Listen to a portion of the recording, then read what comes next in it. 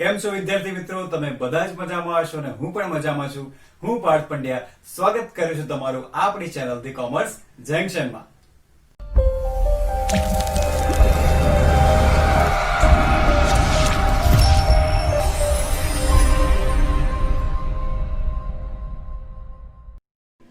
વિદ્યાર્થી મિત્રો, આ વિડીયોની અંદર આપણે ચોપડીનું ઉદાહરણ નંબર 4 કરવાના છે, જે તમને પેજ નંબર 54 ઉપર આપેલું છે. આ ઉદાહરણ આપણે ડિજિટલી સોલ્વ કરવાના છે. સૌથી પહેલા આપણે ક્વેશ્ચન ડિસ્કસ કરશું અને ત્યાર પછી ડિજિટલી એટલે કે કમ્પ્યુટરની મદદથી આપણે આખો ક્વેશ્ચન સોલ્વ કરવાના છે. તો વિડીયો એન્ડ સુધી જોજો. હા, આપણે દરેક ઉદાહરણ અહીંયા આપણે કરવાના છે. જેટલા પણ ઉદાહરણ ચોપડીમાં આપ્યા છે એ બધા જ હું તમને વન બાય વન કરાવીશ. ઇવન સ્વાધ્યાયના પ્રશ્નો પણ આપણે સોલ્વ કરશું. તો વિડીયો તમને કેવો લાગ્યો છે એ કમેન્ટ કરીને ચોક્કસથી જણાવજો અને આપણા વિડીયોને લાઇક કરવાનું સહેજ પણ ભૂલશો નહીં. તો ચાલો કંઈક નવું શીખીએ. ઉદાહરણ નંબર 4.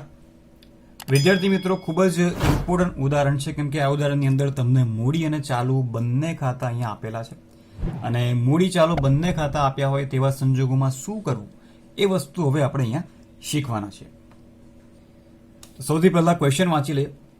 ગંગા અને જમનાની ભાગીદારી પેઢીનું તારીખ 31/3/17 રોજનું કાચું સર્વે નીચે મુજબ આપેલું છે. આટલું વાંચ્યા પછી કોઈ પણ ક્વેશ્ચન હોય તો સીધા આપણે હવાલામાં આવી જઈશું અને હવાલામાં આવ્યા પછી દરેક હવાલાની ટીક આપણે ક્વેશ્ચનની અંદર અહીંયા કરવાની છે. તો સૌથી પહેલો હવાલો છે 28,600 છે, પરંતુ તેમાંથી 20% માલની બજાર કિંમત 10% વધુ છે. આપણને ખબર છે કે આખર સ્ટોક જ્યારે આપણે લખીએ ત્યારે મૂળ કિંમત અને બજાર કિંમત બંનેમાંથી જે ઓછી વેલ્યુ હોય એ જ આપણે રેકોર્ડ કરવાની છે. તો અહીંયા બજાર કિંમત તો વધુ છે એવું કહેવામાં આવ્યું છે. તો બજાર કિંમત કેટલી છે ચેક કરવાની કોઈ જરૂર નથી, કેમ કે સિમ્પલ વસ્તુ છે કે આના કરતાં બજાર કિંમત વધુ હશે અને આપણે બંનેમાંથી જે ઓછી રકમ હોય એ લેવાના છે. તો અહીંયા જે મૂળ કિંમત છે એ જ આપણે દર્શાવવી પડશે. તો હું પેન્સિલથી લખી દઉં છું. આખર સ્ટોક 28,600. હવે ઘણા બધા સ્ટુડન્ટનો પ્રશ્ન હોય છે કે સર બોર્ડની પરીક્ષાની અંદર આપણે આ રીતના લખી શકીએ? તો યસ, મારા બધા સ્ટુડન્ટ્સ દરેક બોર્ડની પરીક્ષાની અંદર પેન્સિલથી આ રીતના પોતાના પેપરમાં લખતા હોય છે. એટલે તમે પણ નાની મોટી ટીક પેન્સિલથી પેપરની અંદર કરી શકો છો અને ત્યાર પછી આને ભૂસી પણ શકો છો, રાઈટ? એટલે પેનથી કંઈ પણ લખવું નહીં પેપરમાં, પેન્સિલ તમે આ નાની મોટી ટીક કરશો તો ચાલશે. બીજી એક મહત્વની વસ્તુ કે આ ક્વેશ્ચન જુલાઈ 2019માં બોર્ડની પરીક્ષાની અંદર પૂછાયેલો છે. આઈએમપી ક્વેશ્ચન કહી શકાય, પણ પૂરેપૂરા 9 હવાલા નહોતા અહીંયા. બોર્ડની પરીક્ષાની અંદર આમાંથી ઘણા બધા હવાલા ઓછા કરવામાં આવ્યા હતા, બરાબર? એટલે આટલા બધા હવાલા ક્યારેય બોર્ડની પરીક્ષામાં નહીં આવે. બોર્ડની પરીક્ષાની અંદર હાર્ડલી 5 હવાલા આવશે, વધુમાં વધુ 6, પણ 5થી વધારે હવાલા બોર્ડની પરીક્ષાની અંદર આવતા નથી. એટલે તમારે ટેન્શન લેવાની કોઈ જરૂર નથી. ઓકે, હવે હવાલા નંબર 2. ભાગીદારોની મૂડી પર 5% વ્યાજ આપવાનું છે. તો અહીંયા જે મૂડી દેખાય છે ત્યાં આપણે લખી દઈએ 5% વ્યાજ. જે કંઈ પણ હવાલો હોય એના નંબર આપણે નથી લખવાના, આપણે ડાયરેક્ટ રકમ લખશું, જેથી ફરી વખત એ હવાલો આપણે જોવો ન પડે અને બોર્ડની પરીક્ષાની અંદર ખાસો એવો ટાઈમ આપણો સેવ થાય અને બચે. તો બીજા દાખલા માટે તમને એટલો ટાઈમ મળી રહે. સાથે સાથે દરેક ભાગીદારને વાર્ષિક 2,000 બોનસ આપવાનું છે. અહીંયા શબ્દ તમે જોઈ શકો છો, વાર્ષિક લખ્યું છે. અહીંયા વાર્ષિકની જગ્યાએ માસિક શબ્દ પણ હોઈ શકે. જો માસિક શબ્દ કીધું હોય તો આપણે ગુણ્યા 12 કરીને વાર્ષિક બોનસની રકમ શોધવી પડે, પણ એ વાર્ષિક છે એટલે પૂરેપૂરા 2,000 રૂપિયા વર્ષના આપણે બંને ભાગીદારોને આપશું. તો અહીંયા લખી દઉં છું 2,000 રૂપિયા ગંગાને અને 2,000 રૂપિયા જમનાને શું મળવાનું છે? બોનસ. ભાગીદારોને બોનસ મળશે એટલે ભાગીદારો માટે આવક કહેવાય. તો ભાગીદારોમાં આપણે ચાલુ ખાતામાં જમા કરશું અને પેઢી માટે ખર્ચ કહેવાય, એટલે નફા નુકસાન ફાળવણી ખાતામાં ઉધાર કરશું. આગળ ગાલખાદ અનામત 3,000 રાખવાની છે અને દેવાદારો પર 5% લેખે વટાવ અનામતની જોગવાઈ કરો. તો દેવાદારો આપણે અહીંયા જોઈ શકીએ છીએ કેટલા છે? 67,000 રૂપિયા. અને સૌથી પહેલામાં ગાલખાદ અનામત 3,000 રૂપિયા. સો -3,000 ગાલખાદ અનામત, જેને આપણે હવાલાની ગાલખાદ અનામત કહીએ છીએ. અને 67,000માંથી 3,000 માઇનસ કર્યા પછી જે રકમ બાકી બચે એના કેટલા ટકા કરવાના છે? 5% વટાવ અનામત. ડાયરેક્ટ 67,000ના 5% નથી કરવાના. 67,000માંથી 3,000 ગાલખાદ અનામત માઇનસ કરીએ અને પછી જે રકમ વધશે એના આપણે અહીંયા 5% કરશું. આગળ મકાન અને યંત્રો પર 10% લેખે ઘસારો ગણો, એટલે બંને રકમ ઉપર આપણે 10% લેખે ઘસારો ગણવાનો છે. તો યંત્ર અને મકાન તમને દેખાઈ રહ્યું છે. તો 30,000ના 10%, તો અહીંયા -3,000 અને અહીંયા ₹24,010 એટલે -2400. બંને રકમ પર શું આવી ગયો? ઘસારો, જે આપણે મિલકતની કિંમતમાંથી માઇનસ કરશું. આગળ ₹4,000 ઉધાર ખરીદી ચોપડે નોંધાયેલ નથી, પરંતુ આખર સ્ટોકમાં તેનો સમાવેશ થઈ ગયો છે. હવે તમને એવું લાગશે કે સર નહીં નોંધાયેલ ખરીદીમાં તો પ્લસ કરશું, તો શું આખર સ્ટોકમાંથી માઇનસ કરવાનું? તો વિદ્યાર્થી મિત્રો ના, આખર સ્ટોકમાં સમાવેશ થઈ ગયાનો મતલબ શું? આખર સ્ટોક એટલે ધંધાનો કેવો સ્ટોક? Physical stock. ઓબ્વિયસલી આપણે કોઈ પણ વસ્તુ ખરીદી હોય તો સ્ટોકમાં તો હશે ને, ફિઝિકલ સ્ટોકમાં તો હશે જ. તો યસ, આપણે ખરીદી એટલે એનો સમાવેશ આખર સ્ટોકમાં તો થાય જ. એમાંથી આપણે કશું પણ માઇનસ કરવાનું નથી. આ લાઈન માત્ર ને માત્ર તમને કન્ફ્યુઝ કરવા માટે આપેલી છે, એટલે આ લાઈનનું કોઈ જ ઇમ્પોર્ટન્સ આ હવાલામાં નથી.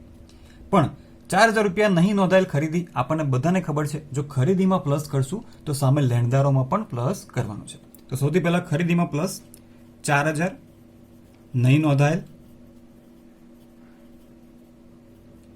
અને સામેની બાજુ લેણદારોમાં પણ પ્લસ 4,000 નહીં નોંધાયેલ ખરીદી.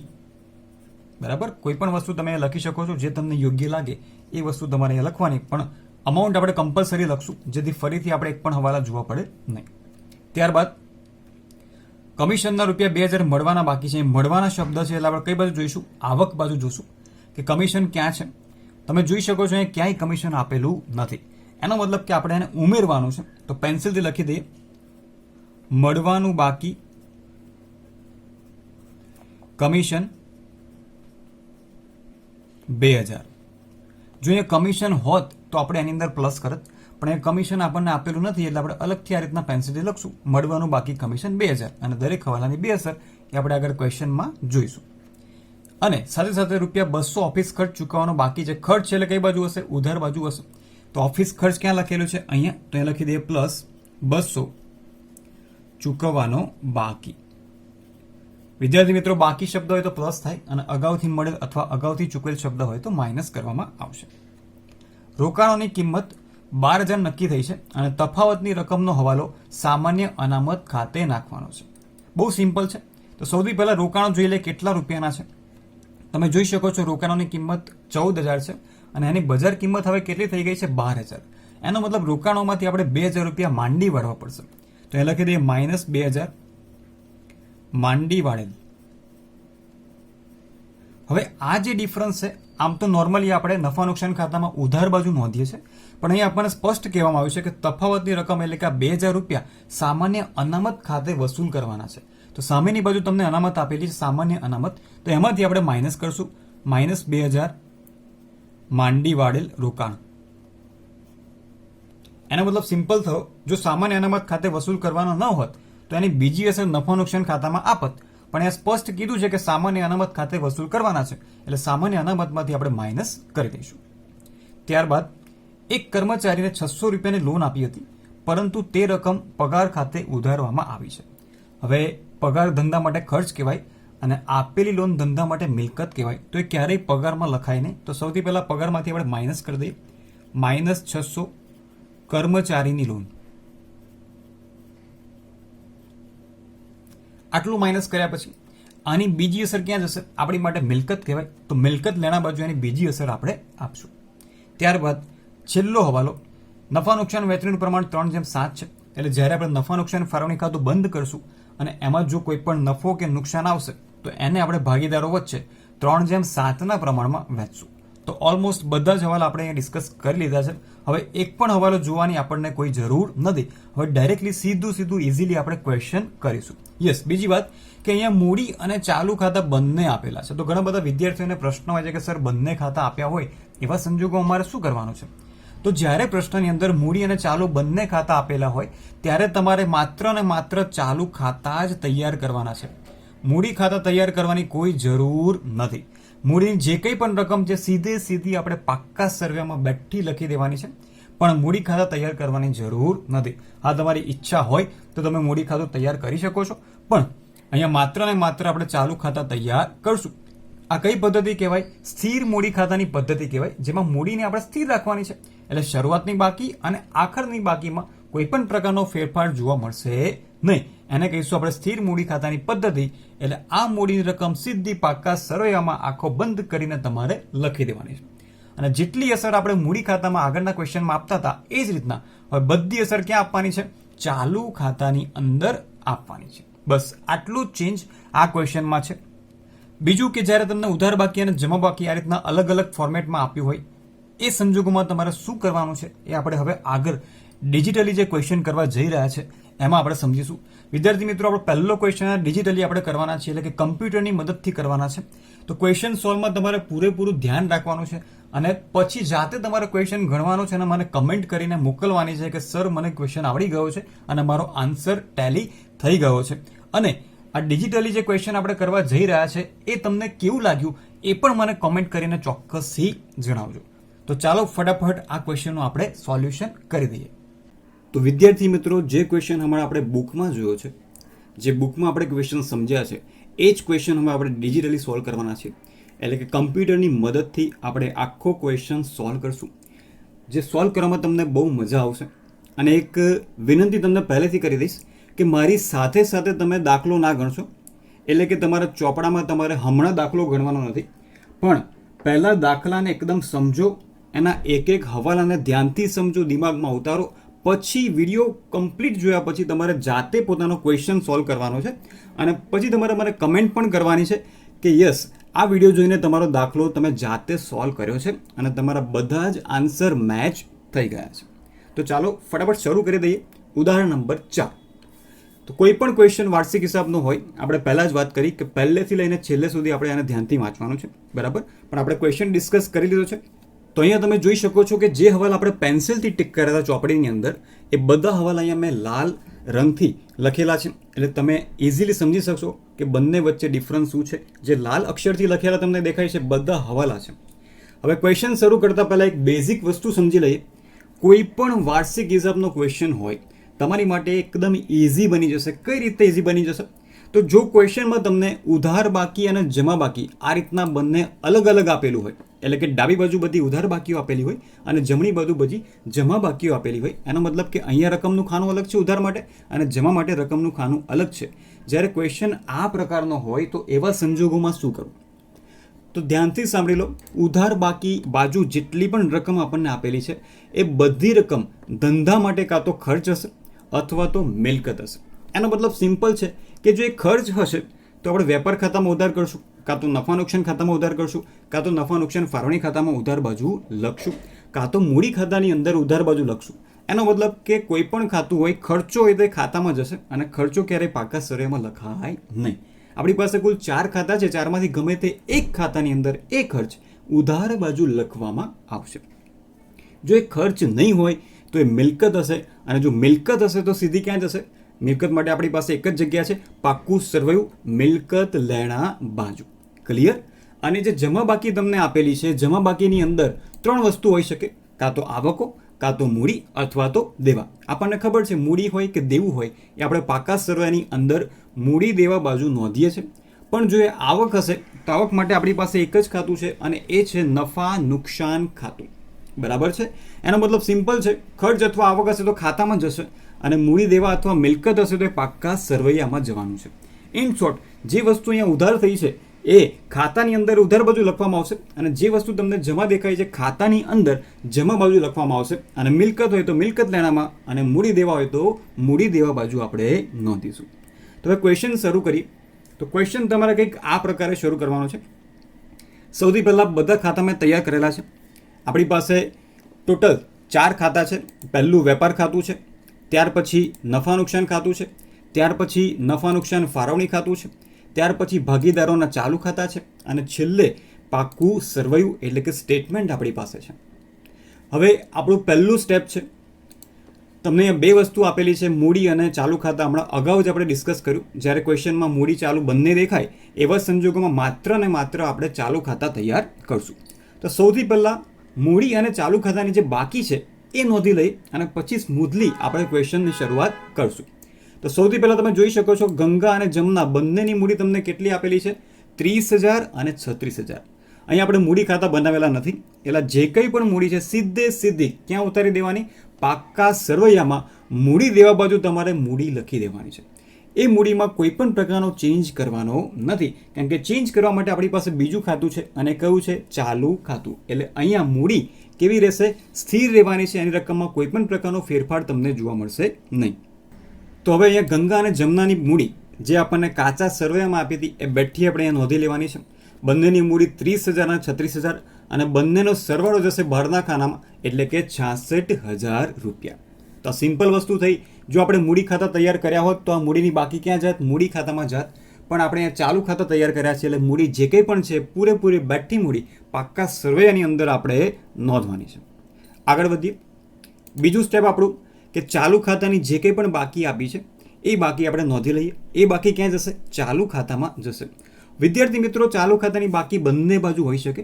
જમા બાજુ પણ હોઈ શકે રકમ, અથવા તો ઉધાર બાજુ પણ હોઈ શકે. એવું પણ બને કે એક ભાગીદારની રકમ તમને જમા બાજુ આપેલી હોય અને એક ભાગીદારની રકમ તમને ઉધાર બાજુ આપેલી હોય. તેમાં સેજ પણ ગભરાવાની જરૂર નથી.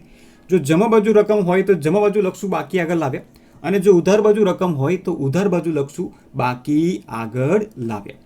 તો અહીંયા તમે જોઈ શકો છો કે બંને ભાગીદારની રકમ એટલે કે 3,000 અને 2,400 ચાલુ ખાતાની બાકી જમા બાજુ છે.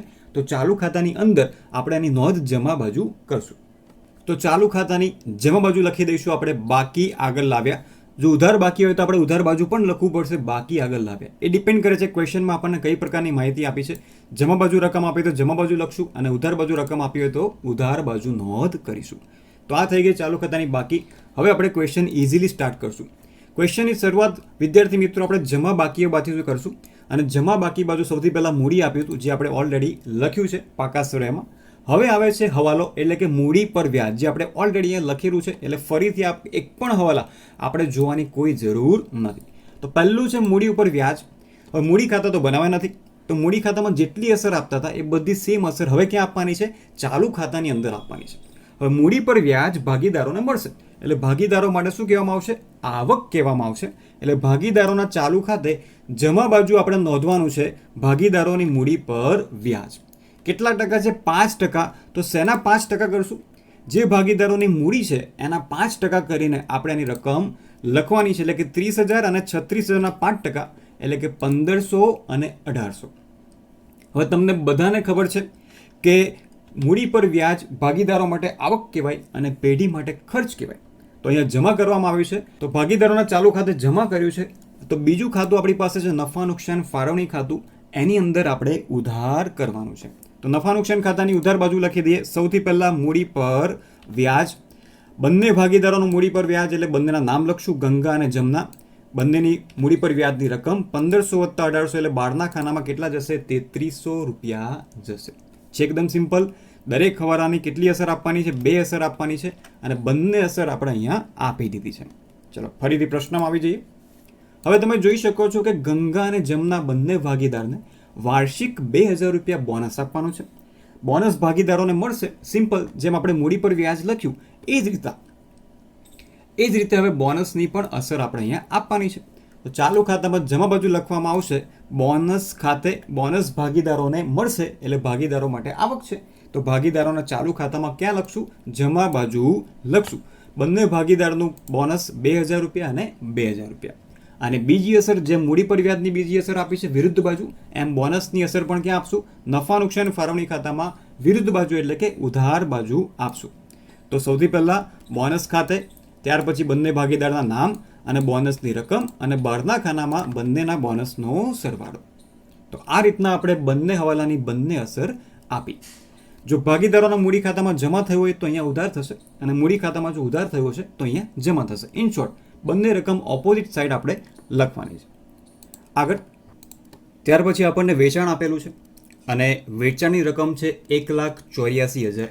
વિદ્યાર્થી મિત્રો, જ્યારે પણ આપણે વેચાણ અથવા તો ખરીદી લખીએ ત્યારે સામેની બાજુ અચૂક ચેક કરી લેવાનું છે કે આપણને વેચાણ પરત આપ્યું છે કે કેમ.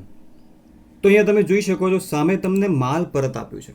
વેચાણ હંમેશા જમા બાજુ હોય તો વેચાણ પરત ક્યાં હશે? સામેની બાજુ હશે. તો ચોક્કસથી જોઈ લેવાનું છે અને જો સામે વેચાણ પરત તમને આપેલું હોય તો એને આપણે માઇનસ કરવાનું છે વેચાણમાંથી. તો સૌથી પહેલાં તો વેચાણ લખાશે વેપાર ખાતામાં જમા બાજુ અને એમાંથી વેચાણ પરત 1,600 રૂપિયા આપણે માઇનસ કરશું. તો આપણે વેપાર ખાતામાં આવી જઈએ અને જમા બાજુ આપણે અહીંયા લખવાનું છે વેચાણ અને એ વેચાણમાંથી આપણે માઇનસ કરીશું વેચાણ પરત અને માઇનસ કરીશું એટલે બહારના ખાનામાં જશે 1,82,400. આગળ વધીએ. ત્યારબાદ આપણને આપેલું છે માલ પરત. હવે જે જમા બાજુ આપણને માલ પરત આપેલું છે એ ખરેખર છે ખરીદ પરત. એટલે માલ પરત જેવું તમને દેખાય સામેની બાજુ તમારે ચેક કરવાનું છે ખરીદી કેટલી છે અને તાત્કાલિક હમણાં ને હમણાં એ ખરીદીનો જે કંઈ પણ હવાલો છે એ આપણે સોલ્વ કરી દેવાનો છે. તો સામેની બાજુ તમે જોઈ શકો છો ખરીદી આપણને આપેલી છે 1,04,000 અને એની સાથે એક હવાલો પણ જોડાયેલો છે. તો સાથે સાથે આપણે એની અસર પણ અહીંયા આપી દઈશું. તો સૌથી પહેલાં ખરીદી નોંધાશે વેપાર ખાતાની ઉધાર બાજુ. પણ વેપાર ખાતાની ઉધાર બાજુ એક લાઈન આપણે છોડી દઈશું કેમ કે ત્યાં આપણે શેરોનો સ્ટોક લખવાનો છે એટલા માટે. અને દરેક ખાતામાં તમારે એક એક લાઈન ઉપરની સ્કીપ કરવાની જેથી કોઈ પણ વસ્તુ રહી ગઈ હોય અથવા તો જે નફો આપણે ટ્રાન્સફર કરીએ છીએ એ આપણે ઇઝીલી લખી શકીએ. તો સૌથી પહેલાં ખરીદી અને ખરીદીની રકમ છે 1,04,000. તેમાંથી સૌથી પહેલાં આપણે માઇનસ કરશું ખરીદ પરત એટલે કે બેલેન્સ આવશે 1,02,800. અને હવે જે વધારાનો હવાલો હતો એટલે કે નહીં નોંધેલ ખરીદી એ આપણે અહીંયા ઉમેરી દઈશું અને એ છે 4,000 એટલે બહારના ખાનામાં સરવાળો અને બાદ બાકી કરીને રકમ જશે 1,06,800. અહીંયા તમે સૌથી પહેલાં નહીં નોંધેલ ખરીદી છે પ્લસ પણ કરી શકો અને પછી ખરીદ પરતની અસર પણ આપી શકો છો. એનાથી કોઈ ફરક પડતો નથી. પહેલાં માઇનસ કરો કે પહેલાં આ વસ્તુ પ્લસ કરો એનાથી કોઈ ફરક ક્વેશ્ચનની અંદર પડવાનો નથી. ત્યારબાદ તમને આપેલું છે ગાલખાદ અનામત. જ્યારે પણ તમને ગાલખાદ અનામત અને ગાલખાદ દેખાય ત્યારે સૌથી પહેલાં તમારે નફા નુકસાન ખાતાની ઉધાર બાજુ ગાલખાદનું ફોર્મેટ તૈયાર કરી દેવાનું છે. એ ફોર્મેટ બધાને મોઢે હોવું જોઈએ. તો સૌથી પહેલાં નફા નુકસાન ખાતાની અંદર આવી જાય અને ગાલખાદનું ફોર્મેટ સૌથી પહેલાં આની અંદર આવશે ગાલખાદ કાસ એટલે કે કાચા સરવૈયાની ગાલખાદ. એમાં પ્લસ કરીશું ગાલખાદ હવાલા જે આપણને હવાલામાં આપેલી હશે. એમાં પ્લસ કરીશું ગાલખાદ અનામત હવાલા અને બધાના સરવાળામાંથી આપણે બાદ કરવાની છે ગાલખાદ અનામત કાસ. એનો મતલબ કે પહેલી અને છેલ્લી રકમ તમને કાચા સરવૈયામાં મળશે અને વચ્ચેની બંને રકમ તમને ક્યાં મળશે? હવાલાની અંદર મળશે. એ હવાલો આપણે ઓલરેડી ટીક કરેલો છે. તો સૌથી પહેલાં કાચા સરવૈયામાં શોધી નાખીએ કે ઉધાર બાજુ આપણને ગાલખાદ આપી છે કે કેમ. તો અહીંયા તમે જોઈ શકો છો તમને ગાલખાદ 1,400 રૂપિયા આપેલી છે. તો સૌથી પહેલાં એને નોંધી લઈએ. તો જૂની ગાલખાદ જેને કહી શકાય અથવા તો કાચા સરવૈયાની ગાલખાદ કહી શકાય એ તમને 1,400 રૂપિયા આપેલી છે. ત્યાર પછી છે ગાલખાદ હવાલા. તો સૌથી પહેલાં ચેક કરી લઈએ કે જો ગાલખાદ હવાલામાં હશે તો આપણે દેવાદારોમાંથી માઇનસ કરી હશે. તો પ્રશ્નમાં ચેક કરી આપણે હવાલા ટીક કરેલા જ છે બધા. અહીંયા તમે જોઈ શકો છો કે ગાલખાદ નથી માઇનસ કરી, આપણે નવી ગાલખાદ અનામત માઇનસ કરી છે. એનો મતલબ કે ક્વેશ્ચનની અંદર ગાલખાદ આપેલી નથી એટલે કે હવાલામાં ગાલખાદ નથી. તો હવાલામાં ગાલખાદ નથી એટલે આપણે ત્યાં ડેશ કરી શકીએ અથવા તો 0 લખી શકીએ. હવે આવું ગાલખાદ અનામત હવાલા એ આપણે દેવાદારોમાંથી માઇનસ કરી છે અને એની રકમ છે 3,000 રૂપિયા. તો અહીં આપણે લખી દઈશું 3,000. હવે પહેલી ત્રણેય રકમનો આપણે શું કરી દેવાનો છે? સરવાળો કરી દેવાનો છે અને આ સરવાળામાંથી કાચા સરવૈયાની ગાલખાદ અનામત બાદ કરશું. એ હમણાં જ આપણે પ્રશ્નમાં જોયું અને એ કેટલા રૂપિયા છે? 6,000 રૂપિયા છે.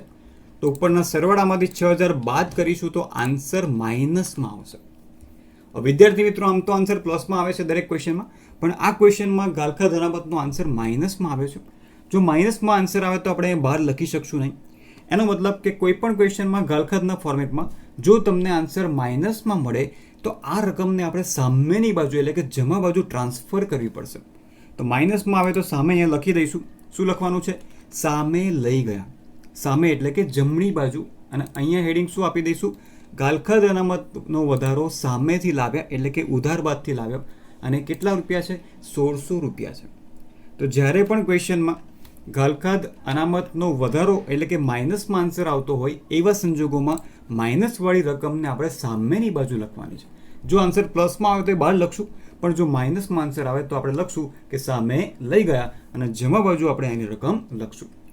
તમે જોઈ શકો છો કે એક જ અસરની સાથે આપણે આખું ફોર્મેટ કમ્પ્લીટ કરી નાખ્યું છે અને અલગ અલગ ન કરી શકાય કે પહેલાં ગાલખાદ અનામત લખો, પછી જ્યારે ગાલખાદ આવે ત્યારે લખજો, પછી જ્યારે ગાલખાદ હવાલાની આવે ત્યારે લખજો. એવું કરવું એના કરતાં એક જ વારમાં બધા ફોર્મેટની બધી રકમ શોધીને આપણે લખી દેવાની છે. જો રકમ ન હોય તો 0 લખવું એટલે કેલ્ક્યુલેશનમાં કોઈ પણ પ્રકારની મિસ્ટેક થાય નહીં. આગળ વધીએ. હવે આવ્યું બેંક લોન બેંક લોન આવક તો ના કહેવાય, મૂડી પણ ના કહેવાય, શું કહેવાય? દેવું કહેવાય. અને દેવું છે તો ક્યાં લખવામાં આવશે? મૂડી દેવા બાજુ નોંધવામાં આવશે. તો મૂડી દેવા બાજુ નોંધ કરી દઈએ. બેંક લોન 13,500, જેને આપણે કહીશું બિનચાલુ દેવા. તો બિનચાલુ દેવામાં આપણે લખવાનું છે બેંક લોન અને રકમ 13,500. ત્યાર પછી તમને આપ્યું છે લેણદારો. હવે જે ખરીદી સાથે બીજો હવાલો જોડાયેલો હતો એની અસર આપણે હવે આપશું. તો લેણદારો ક્યાં જશે? ધંધાનું દેવું છે એટલે ચાલુ દેવામાં આપણે લેણદારો લખશું અને એની અંદર હવાલો +4,000 નહીં નોંધેલ ખરીદી. તો પાક્કા સર્વેમાં આવી જઈએ. ચાલુ દેવામાં સૌથી પહેલાં લેણદારો 36,000 રૂપિયા અને એમાં હવાલો પ્લસ નહીં નોંધેલ ખરીદી 4,000 રૂપિયા અને બહારના ખાનામાં જશે 40,000 રૂપિયા. તો આ રીતના આપણે અસર આપવાની છે 1 by 1 સ્ટેપ બાય સ્ટેપ, જેથી કોઈ પણ પ્રકારની મિસ્ટેક ક્વેશ્ચનમાં થાય નહીં. આગળ વધીએ. ત્યાર પછી છે દેવી હુંડી 1,800 રૂપિયા. જેમ લેણદારો ચાલુ દેવા છે તેમ દેવી હુંડી પણ ધંધા માટે શું છે? ચાલુ દેવા છે. તો એ ચાલુ દેવાને આપણે ક્યાં નોંધીશું? પાક્કા સર્વેમાં નોંધીશું ચાલુ દેવામાં. તો દેવી હુંડી અને તેની રકમ 1,800 રૂપિયા. બસ આ રીતના તમારે ખાલી કોપી પેસ્ટ કરવાનું છે અને ઇઝીલી આપણો ક્વેશ્ચન ગણાઈ જશે અને ક્વેશ્ચનના 11 માર્ક્સ તમને પરીક્ષામાં મળી જશે. ત્યારબાદ છે લીધેલી લોન. કોઈ પણ પ્રકારની લીધેલી લોન ધંધા માટે દેવું કહેવાય અને લીધેલી લોન એ બેંક પાસે લીધી હોય કે મિત્ર પાસેથી લીધી હોય, ધંધા માટે બિનચાલુ દેવા તરીકે ઓળખવામાં આવે છે. એટલે બિનચાલુ દેવામાં આપણે લખી દઈશું લીધેલી લોન 4,000 રૂપિયા. ત્યાર પછી સામાન્ય અનામત અને સામાન્ય અનામતમાં હવાલો હતો જેમાં આપણે રોકાણોના 2,000 રૂપિયા માંડી પાડવાના હતા. હવે સામાન્ય અનામત ક્યાં લખવામાં આવશે? મૂડી અને દેવા બાજુ નોંધવામાં આવશે. તમે અનામતના હેડિંગ સાથે પણ લખી શકો છો અને ડાયરેક્ટલી તમે સામાન્ય અનામત એવું કરીને પણ લખી શકો છો. અને એમાંથી આપણે 2,000 રૂપિયા રોકાણોનું જે નુકસાન છે, જે રોકાણો માંડી પાડ્યા છે, માઇનસ કરવાના છે. એટલે મૂડી દેવા બાજુ આપણે અસર આપી દે. સૌથી પહેલાં સામાન્ય અનામત અંદરના ખાનામાં 9,600 અને એમાંથી માઇનસ કરીશું માંડી વાળે રોકાણો 2,000 એટલે બહારના ખાનામાં કુલ રકમ જશે 7,600. આ વસ્તુ તમે ગમે ત્યાં લખી શકો છો, અહીંયા ઉપર પણ લખી શકો છો અને અહીંયા નીચે પણ લખી શકો છો, પણ મૂડી નીચે લખવું એ વધુ યોગ્ય છે કેમ કે સામાન્ય અનામત અલગ વસ્તુ છે, ના એ બિનચાલુ દેવું છે કે ના એ ચાલુ દેવા છે, એટલા માટે. આગળ વધીએ. હવે આવ્યું આખર સ્ટોક. જે વસ્તુ આપણે લાલ અક્ષરથી લખેલી છે એ બધાની 2 ઇફેક્ટ આવવાની છે. તો આખર સ્ટોક આપણને બધાને ખબર છે કે એક ઇફેક્ટ વેપાર ખાતામાં જમા બાજુ નોંધવામાં આવશે અને બીજી અસર જશે પાક્કા સર્વેમાં મિલકત લેણા બાજુ ચાલુ મિલકતોમાં. તો સૌથી પહેલાં વેપાર ખાતામાં નોંધ આપી દઈએ એની આખર સ્ટોક 28,600 અને એની બીજી અસર જશે પાક્કા સરવૈયામાં ચાલુ મિલકતની અંદર આખર સ્ટોક 28,600. હંમેશા મૂળ કિંમત અને બજાર કિંમત બંનેમાંથી જે ઓછી રકમ હોય એ રકમ આપણે આખર સ્ટોકમાં નોંધીશું. હવે આવ્યું મળવાનું બાકી કમિશન 2,000 રૂપિયા. આ જે હવાલ આપણે લખ્યા છે તમે ગમે તે બાજુ લખી શકો છો, એનાથી કોઈ ફરક પડતો નથી. હવે કમિશન આપણને ભવિષ્યમાં મળવાનું છે તો આપણી માટે ભવિષ્યમાં આવક જનરેટ થશે અને એની બીજી અસર ક્યાં જવાની છે? પાક્કા સર્વેમાં. કેમ કે હજુ મળ્યું નથી, ભવિષ્યમાં મળશે એટલે આપણી માટે મિલકત કહેવાશે અને ભવિષ્યમાં મળશે પણ છે તો અત્યારનું એટલે આવક પણ કહેવાશે. એટલે 2 અસર જશે. એક અસર જશે નફા નુકસાન ખાતામાં જમા બાજુ અને બીજી અસર જશે પાકા સર્વેમાં ચાલુ મિલકતમાં. તો આપણી આવક છે એટલે આપણે અહીંયા જમા બાજુ લખી દઈએ મળવાનું બાકી કમિશન 2,000 અને બીજી અસર પાકા સર્વેમાં ચાલુ મિલકતની અંદર મળવાનું બાકી કમિશન, કેમ કે ભવિષ્યમાં આ કમિશન આપણને મળવાનું છે. તો તમે જોઈ શકો છો કે જમા બાકીમાં જેટલી પણ રકમ હતી એ બધી જ અસર આપણે અહીંયા કમ્પ્લીટ કરી દીધી છે. હવે ઉધાર બાકીથી શરૂઆત કરીએ. ઉધાર બાકી બાજુ કાં તો એ ખર્ચ હોઈ શકે કાં તો એ મિલકત હોઈ શકે. ખર્ચ હશે તો ખાતાની અંદર ઉધાર થશે અને મિલકત હશે તો પાક્કા સર્વેમાં મિલકત અને લેણા બાજુ લખવામાં આવશે. તો સૌથી પહેલાં તમને ઉપાડ આપ્યો છે ભાગીદારનો ઉપાડ ગંગા અને જમના. તો જો મૂડી ખાતું હોય તો ઉપાડ આપણે મૂડી ખાતામાં ઉધાર બાજુ નોંધતા હતા, પણ અત્યારે આપણી પાસે ચાલુ ખાતું છે તો એ ઉપાડ હવે ચાલુ ખાતાની અંદર ઉધાર બાજુ નોંધીશું 12,000. તો ચાલુ ખાતામાં આવી જઈએ અને ઉધાર બાજુ લખીશું ઉપાડ ખાતે 12,000 ગંગા અને જમના. જેવું તમે ઉપાડ લખો છો તરત તમારે ચેક કરવાનું છે કે ક્વેશ્ચનમાં એટલે કે હવાલાની અંદર ઉપાડ પર વ્યાજ છે કે નહીં. તો અહીંયા ઉપાડ ઉપર વ્યાજ નથી, જો હોત તો આપણે અહીંયા પેન્સિલથી લખ્યું હોય. આગળ વધીએ. ખરીદી. હવે તમે જોઈ શકો છો ખરીદનો આખો હવાલો આપણે ઓલરેડી પહેલેથી જ કમ્પ્લીટ કરી નાખ્યો છે. ત્યાર પછી માલ પરત જે આપણે ઓલરેડી વેચાણમાંથી માઇનસ કરી દીધું છે. ત્યાર પછી માલનો સ્ટોક અને કૌંસમાં તમને તારીખ આપી છે 1/4/2016 એટલે કેવો સ્ટોક છે? શરૂઆતનો સ્ટોક છે જે વેપાર ખાતાની અંદર ઉધાર બાજુ નોંધવામાં આવશે. તો વેપાર ખાતાની ઉધાર બાજુ શેરોનો સ્ટોક અને રકમમાં લખીશું 16,000 રૂપિયા.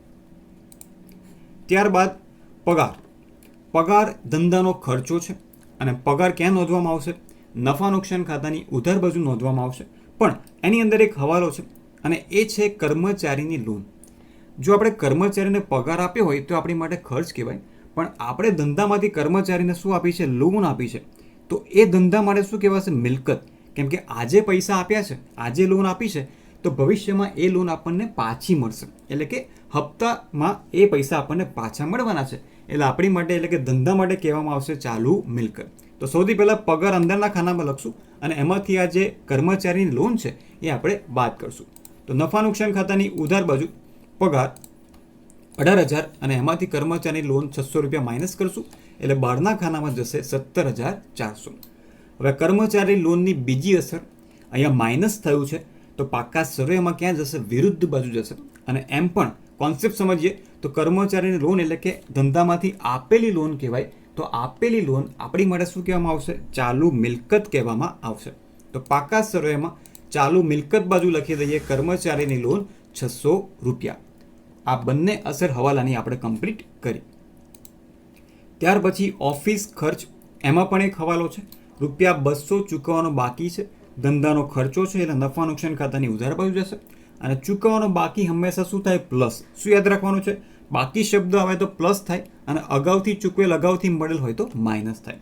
તો નફા નુકસાન ખાતાની ઉધાર બાજુ લખી દઈએ ઓફિસ ખર્ચ 9,000 રૂપિયા અને પ્લસ ચૂકવવાનો બાકી 200 રૂપિયા, એટલે બહારના ખાનામાં જશે 9,200. હવે દરેક હવાલાની બે અસર, એક તો આપણે આપી, બીજી અસર ક્યાં જશે? પ્લસ થયું છે તો સેમ સાઈડ.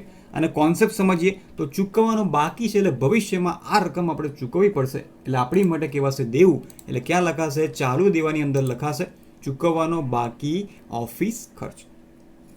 નેક્સ્ટ આવકમાલ ગાળા ભાડું અને જાવકમાલ ગાળા ભાડું. આવકમાલ ગાળા ભાડું આપણે ક્યારે આપશું? જ્યારે માલની ખરીદી કરશું ત્યારે. એટલે ખરીદીને લગતો ખર્ચો છે એટલે વેપાર ખાતામાં જશે. અને જે જાવકમાલ ગાળા ભાડું છે ક્યારે થશે? જ્યારે માલનું વેચાણ કરીએ ત્યારે. તો આ જે ખર્ચ છે જાવકમાલ ગાળા ભાડું એ નફા નુકસાન ખાતામાં ઉધાર બાજુ લખાશે અને આવકમાલ ગાળા ભાડું ખરીદીનો ખર્ચો વેપાર ખાતાની અંદર ઉધાર બાજુ લખવામાં આવશે. તો સૌથી પહેલાં વેપાર ખાતાની ઉધાર બાજુ આવકમાલ ગાળા ભાડું 3,000 રૂપિયા અને નફા નુકસાન ખાતાની ઉધાર બાજુ જાવકમાલ ગાળા ભાડું 4,500. ત્યારબાદ ગાલખાત, જેની અસર આપણે ઓલરેડી ફોર્મેટની અંદર નફા નુકસાન ખાતામાં આપી દીધી છે, એટલે ફરીથી હવે એને જોવાની કોઈ જરૂર નથી. હવે આવ્યું દેવાદારો.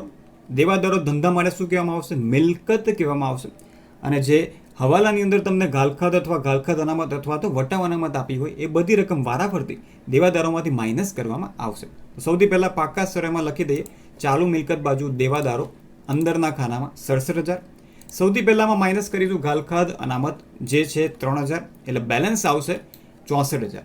હવે ગાલખાત અનામત હવાલાની બીજી અસર આપણે ઓલરેડી આપી છે. હવે 5% વટાવ અનામત ગણવાની છે. હવે આ જે 5% છે 67,000ના નહીં, પણ જે બેલેન્સ મળ્યું છે 64,000 એના જ 5% આપણે અહીંયા કરવાના છે.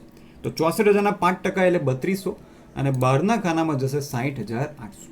હવે આની અસર આપણે બીજી આપી છે, પણ વટાવ અનામતની બીજી અસર આપવાની બાકી છે, તો એની બીજી અસર આપી દઈએ. અહીંયા માઇનસ છે તો નફા નુકસાન ખાતાની અંદર વિરુદ્ધ બાજુ લખવામાં આવશે. વિરુદ્ધ બાજુ એટલે કે ડાબી બાજુ, ઉધાર બાજુ નફા નુકસાન ખાતામાં. દેવાદાર પર વટાવ અનામત 3200 અને અહીંયા તમે જોઈ શકો છો કે ગાલખાત અનામત હવાલાની અસર આપણે પહેલેથી જ અહીંયા આપેલી છે.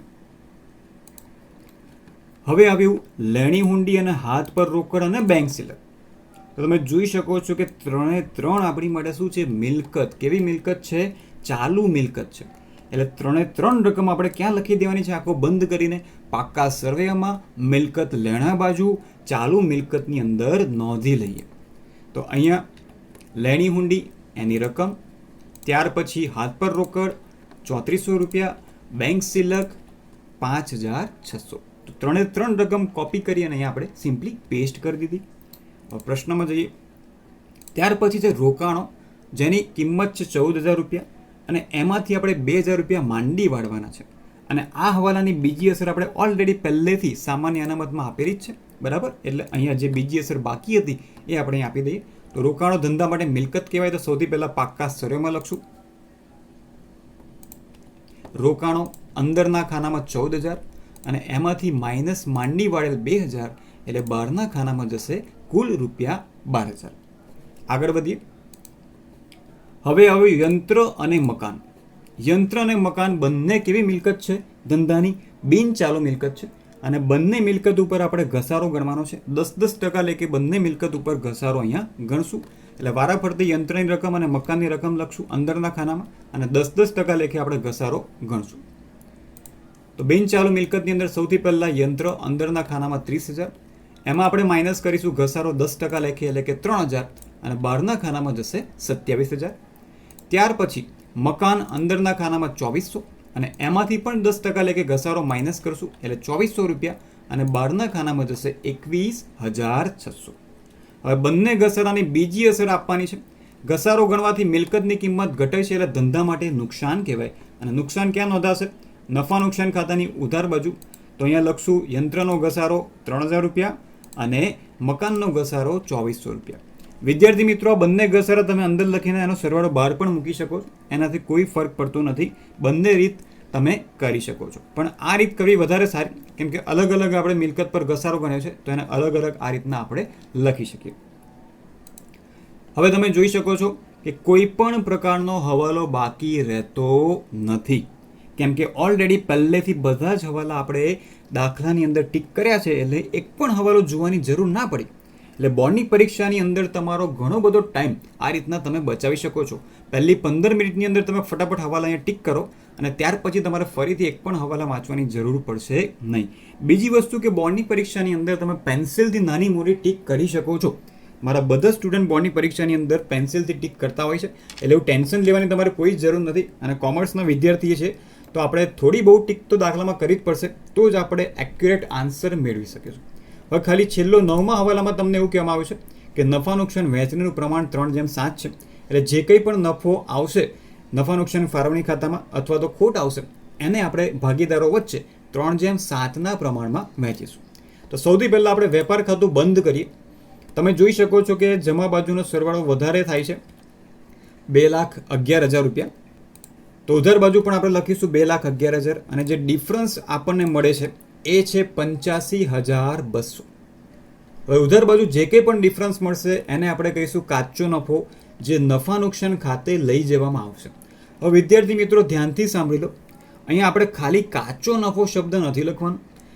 જે ખાતામાં આપણે ટ્રાન્સફર કરી રહ્યા છે એ ખાતાનું નામ પહેલાં આવે અને પછી કૌંસમાં તમારે કાચો નફો અથવા તો કાચી ખોટ જે કંઈ પણ હોય એ વસ્તુ તમારે અહીંયા નોંધવાની છે. એટલે ખાસ ધ્યાન રાખજો, અહીંયા તમારે આંકડા જ્યારે તમે લખો ત્યારે ધ્યાન રાખવાનું છે. કાચો નફો ડાયરેક્ટ નહીં લખીએ, આપણે આ નફો જે છે ક્યાં ટ્રાન્સફર કરીશું, એના પછીનું ખાતું એટલે કે નફા નુકસાન ખાતામાં ટ્રાન્સફર કરશું. એટલે પહેલાં ખાતાનું નામ આવે અને કૌંસમાં આપણે લખવાનું છે કાચો નફો. હવે અહીંયા ઉધાર બાજુ છે તો નફા નુકસાન ખાતામાં આ નફો ક્યાં ટ્રાન્સફર થશે? જમા બાજુ ટ્રાન્સફર કરવામાં આવશે. એટલે જમા બાજુ શું લખશું? ક્યાંથી લાવ્યા? તો વેપાર ખાતેથી લાવ્યા. તો અહીંયા લખશું વેપાર ખાતે, કૌંસમાં કાચો નફો અને રકમમાં લખશું 85,200. હવે નફા નુકસાન ખાતું બંધ કરીએ તો તમે જોઈ શકો છો કે જમા બાજુ વધારે રકમ તમને દેખાય છે. તો સૌથી પહેલાં જમા બાજુનો સરવાળો કરીએ 88,800 અને ડિફરન્સ આપણે અહીંયા કાઢવાનો છે અને ડિફરન્સ આપણને મળે છે 49,100. ઉધાર બાજુ ડિફરન્સ આવે તેનો નફો કહેવાય. અને આ જે નફો જે આપણે ટ્રાન્સફર ક્યાં કરશું? આગળના ખાતામાં, એટલે કે નફા નુકસાન ફાળવણી ખાતામાં. બહુ સિમ્પલ છે. અને ત્યાં લખશું નફા નુકસાન ફાળવણી ખાતે અને કૌંસમાં લખીશું ચોખ્ખો નફો. અહીંયા ઉધાર બાજુ છે અને એને ટ્રાન્સફર કરશું તો એ નફા નુકસાન ફાળવણી ખાતાની અંદર જમા બાજુ ટ્રાન્સફર થશે. તો હવે નફા નુકસાન ફાળવણી ખાતામાં જમા બાજુ સૌથી પહેલી લાઈનમાં લખી દઈએ નફા નુકસાન ખાતે, કૌંસમાં ચોખ્ખો નફો, કેમ કે આ નફો આપણે ક્યાંથી લાવ્યા છે? નફા નુકસાન ખાતેથી લાવ્યા છે એટલા માટે. અને એની રકમ છે 49,100. હવે અહીંયા જ વધારે રકમ છે જમા બાજુ, તો સરવાળોમાં શું આવશે? 49,100. અને ડિફરન્સની વાત કરીએ તો ડિફરન્સ અહીંયા આપણને મળવાનો છે 41,100. આને આપણે કહીશું વહેંચણી પાત્ર નફો, જે ભાગીદારો વચ્ચે 3:7ના પ્રમાણમાં આપણે અહીંયા વહેંચવાનો છે. તો આ સૌથી પહેલાં લખશું ભાગીદારોના ચાલુ ખાતે અને વહેંચણી પાત્ર નફો, જે આપણે 3:7ના પ્રમાણે વહેંચવાનો છે. હવે નીચે બંને ભાગીદારના નામ લખી દઈએ, ગંગા અને જમના. અને આ જે નફાની રકમ છે એને આપણે 3:7ના પ્રમાણમાં વહેંચી દઈએ, એટલે કે 41,800 × 3/10 એટલે ગંગા માટે મળશે 12,540 અને 41,800 ગુણ્યા 7/10 એટલે જમનાનો નફો મળી ગયો 29,260. હવે આ બંને નફો ક્યાં જશે? ભાગીદારોના ચાલુ ખાતામાં જમા બાજુ લખવામાં આવશે. અહીંયા ઉધાર છે, ટ્રાન્સફર કરીએ તો એ જમા બાજુ નોંધીશું. તો ભાગીદારોના ચાલુ ખાતે જમા બાજુ અહીંયા લખશું. ક્યાંથી લાવ્યા? તો કે નફા નુકસાન ફાળવણી ખાતામાંથી લાવ્યા. બંનેનો નફો 12,540 અને 29,260. સિમ્પલ થઈ ગયો. હવે બંનેના ચાલુ ખાતા આપણે બંધ કરી દઈએ. તો જમા બાજુ બધી રકમ વધારે છે એટલે જમા બાજુ પહેલાં ગંગાનું ખાતું બંધ કરીએ તો સરવાળો આપણને મળે છે 19,040 અને ડિફરન્સ આપણને અહીંયા મળવાનો છે જેને આપણે કહીશું બાકી આગળ લઈ ગયા અને એ છે 70,40 એટલે કે 7,040. એ જ રીતના હવે જમનાનું ખાતું બંધ કરીએ તો જમનાનો સરવાળો થાય છે 35,460 અને એમાંથી આ 12,000 રૂપિયા માઇનસ કરતાં ડિફરન્સ આપણને મળે છે 23,460. હવે ઘણા બધા સ્ટુડન્ટને ડાઉટ હોય છે કે સર ચાલુ ખાતાની જે આખરની બાકી આવે એ પાક્કા સર્વેમાં કઈ બાજુ ટ્રાન્સફર કરવાની હોય? તો સિમ્પલ લોજિક તમારે સમજી લેવાનું છે. જે બાજુ આપણે બાકી આગળ લઈ ગયા માં રકમ લખી હોય એ જ બાજુ પાક્કા સર્વેમાં તમારે ટ્રાન્સફર કરવાનું છે. એનો મતલબ કે જો ડાબી બાજુ આપણે બાકી આગળ લઈ ગયા લખ્યું હોય તો પાક્કા સર્વેની અંદર ડાબી બાજુ જ ટ્રાન્સફર કરવામાં આવશે એટલે કે મૂડી દેવા બાજુ. જો બાકી આગળ લઈ ગયા આપણે અહીંયા જમણી બાજુ લખ્યું હોય તો પાક્કા સર્વેમાં જમણી બાજુ એટલે કે મિલકત લેણા બાજુ ટ્રાન્સફર કરવામાં આવશે. એ તમારે મગજમાં ફિટ કરી દેવાનું છે. તો બંને રકમ હવે ક્યાં જશે? પાક્કા સર્વેની અંદર મૂડી અને દેવા બાજુ આપણે એને નોંધશું. સેમ સાઈડમાં આપણે નીચે ઉતારી દેવાનું છે. એટલે પાક્કા સર્વેમાં સેમ સાઈડ ઉતારી દઈશું. એટલે અહીંયા હેડિંગ આપશું ચાલુ ખાતા, ગંગા, જમના અને બંનેની રકમ અને બંનેની રકમનો સરવાળો એટલે કે 30,500. હવે આખો ક્વેશ્ચન આપણો કમ્પ્લીટ થઈ ગયો છે. ખાલી સરવાળો ફટાફટ કરી દઈએ તો બંને બાજુનો સરવાળો પાક્કા સર્વેની અંદર કેવો થવો જોઈએ? સરખો થવો જોઈએ.